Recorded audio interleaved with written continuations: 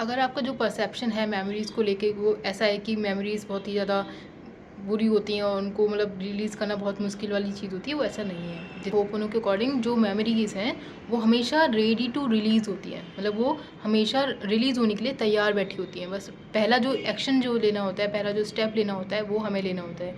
Forgiveness मांग कर होता है या किसी भी तरीके से पहला स्टेप हमें लेना होता है। बस जो एनर्जी जो होती है मेमोरीज़ की वो जो रिलीज़ के लिए बनी होती है। ऐसी भी नेगेटिव एनर्जी होगी वो हमेशा उस स्टेट में नहीं रहना चाहेगी। उसको पता होता है कि वो उस स्टेट के बाद उसके लिए और भी एनर्जी स्टेट्स हैं, जैसे होती है ना एक कॉन्शियसनेस होती है, वैसी उनमें भी होती है। वो उस स्टेट में रहने के लिए नहीं बनी होती है।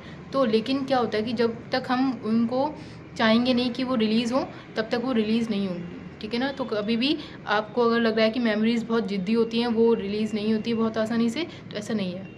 मेमोरीज़ बहुत आसानी से रिलीज़ हो जाती है, आपको पहला स्टेप लेना पड़ेगा उसके लिए।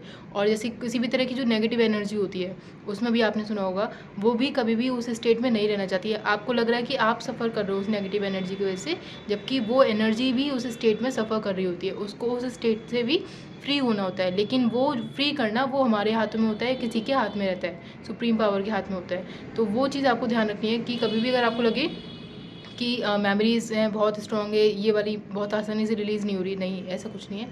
आप किस तरह से प्रोसेस में आगे बढ़ रहे हो उस पर डिपेंड करता है कि आपकी जो मेमोरीज़ है वो कितना ईज़िली रिलीज़ होंगी। जो मेमोरीज़ होती हैं वो उस स्टेट में रहने के लिए कभी नहीं बनी होती हैं।